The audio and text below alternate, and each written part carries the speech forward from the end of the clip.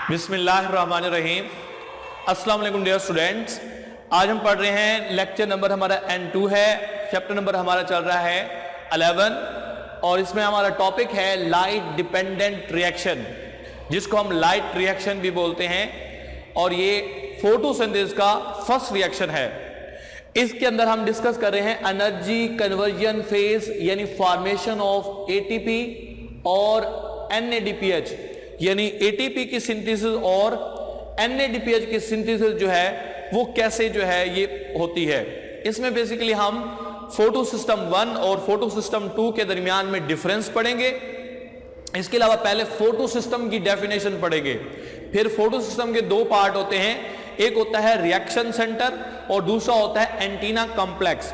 तो हम antenna complex और रिएक्शन सेंटर में डिफरेंस भी पढ़ेंगे और किस तरह से जो लाइट है वो ट्रैप होती है और फिर इसके साथ एसोसिएटेड प्राइमरी इलेक्ट्रॉन एक्सेप्टर और इलेक्ट्रॉन जो कैरियर्स होते हैं वो भी प्रेजेंट होते हैं। तो हम इसको आज डिटेल से डिस्कस करेंगे।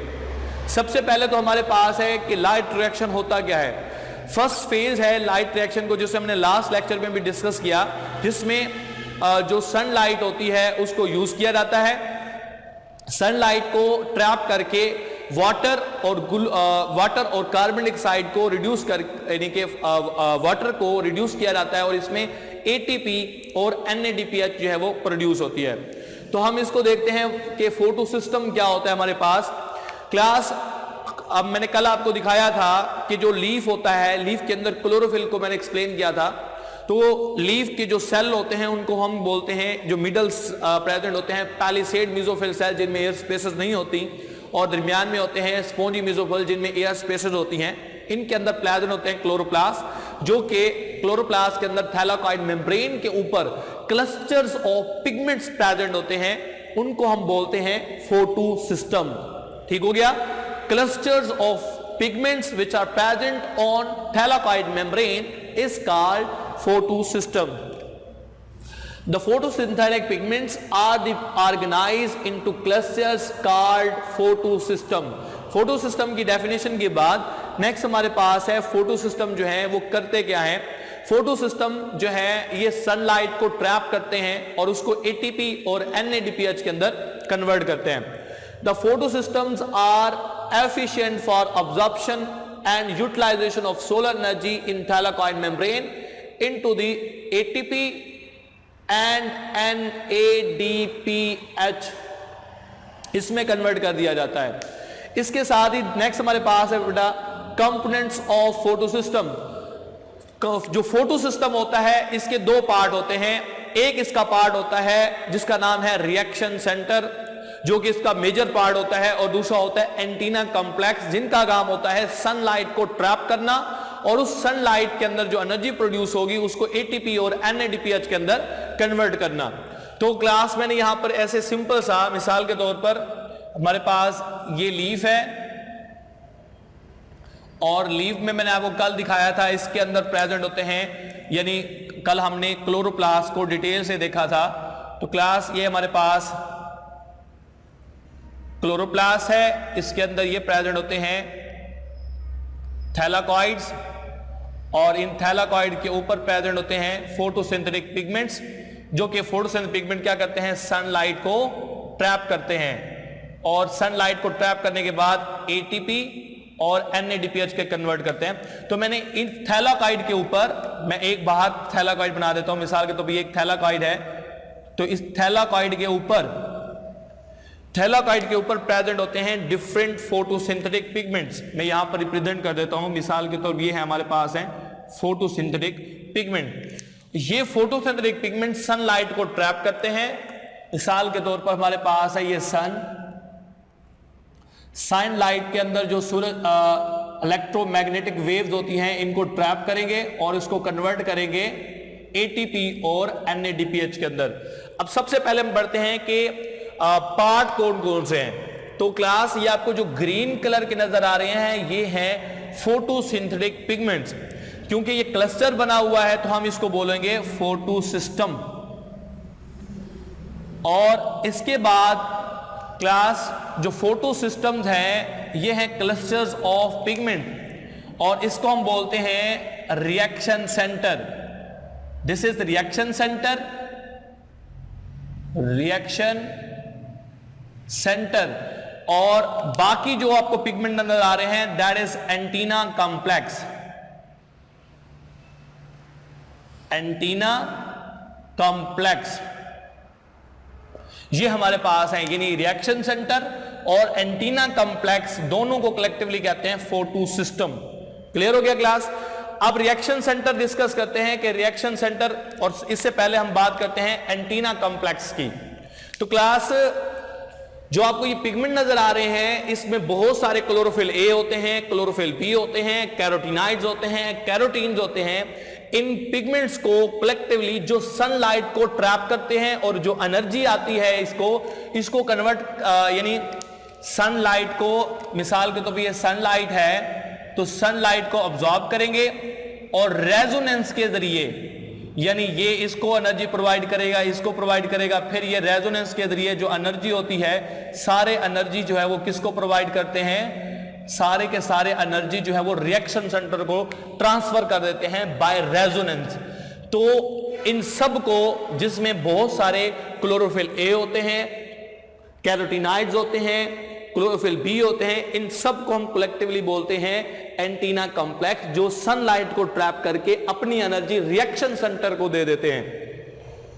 तो क्लास एंटीना कॉम्प्लेक्स की डेफिनेशन देखते हैं। The antenna complex has many molecules of chlorophyll a, chlorophyll b and carotenoids which after absorption sunlight channelling the reaction centre, जो कि सनलाइट को ट्रैप करने के बाद किसको प्रोवाइड कर देते हैं, रिएक्शन सेंटर को ट्रांसफर कर देते हैं।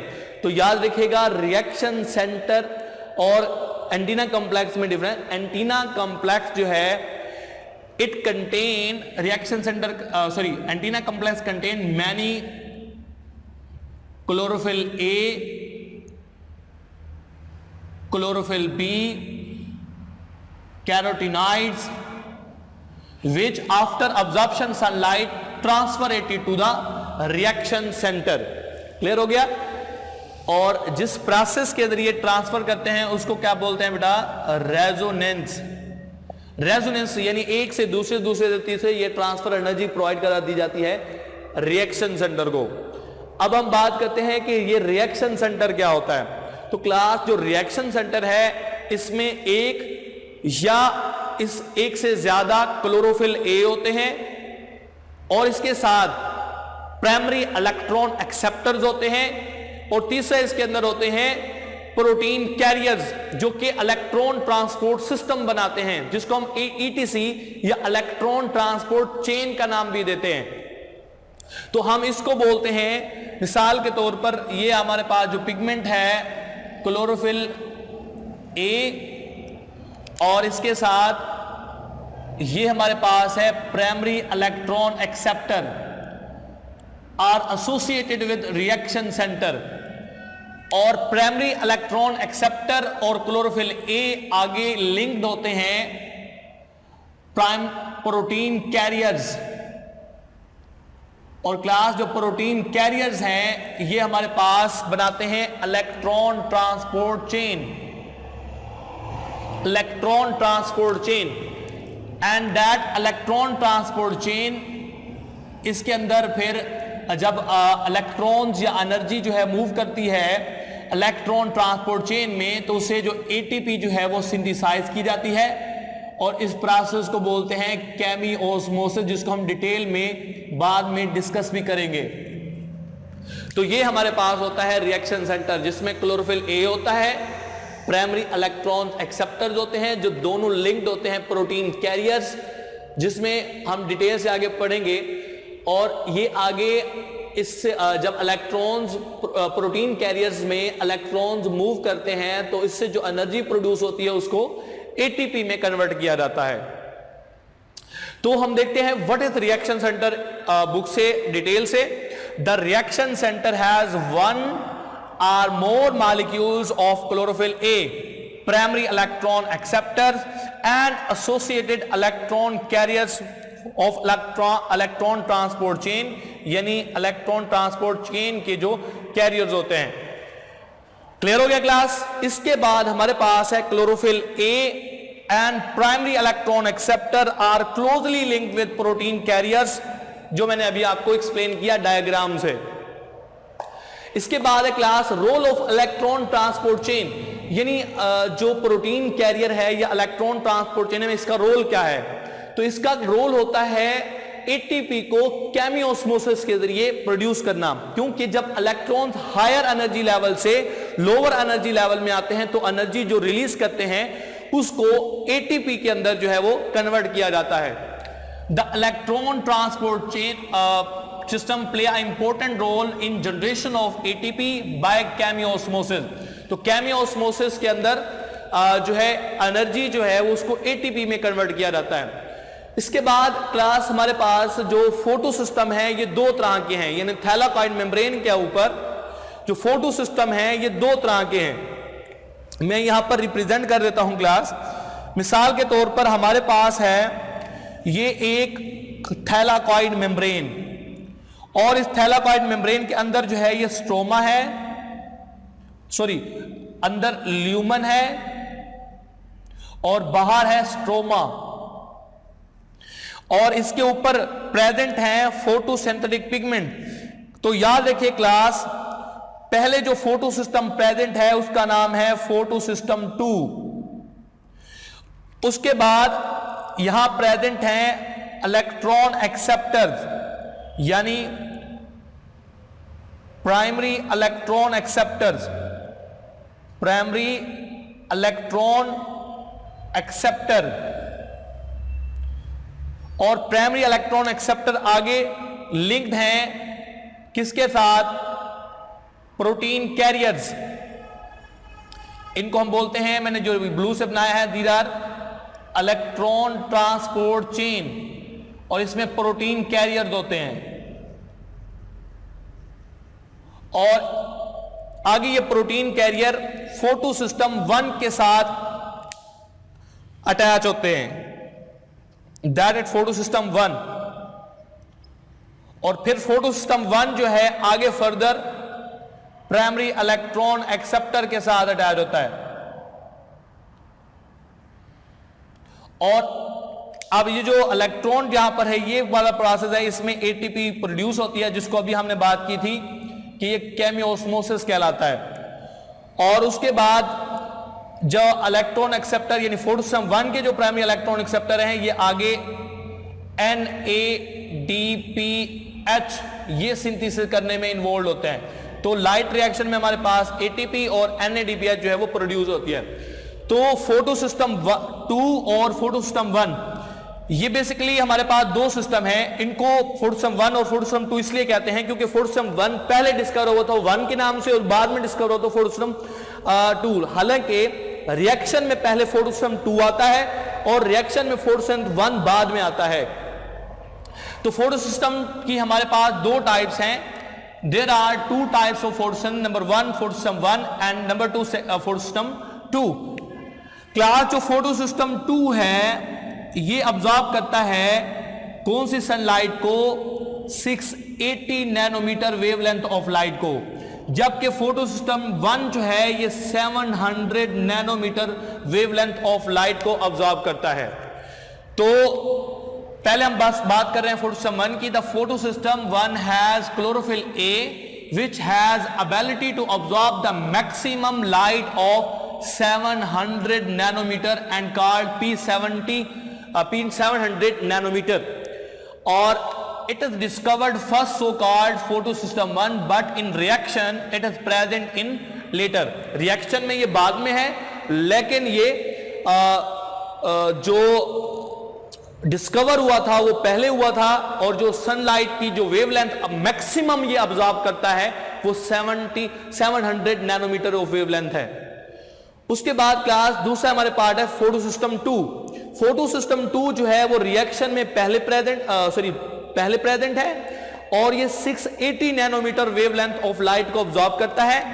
It has chlorophyll which absorb maximum light of 680 nanometer and is so called P60।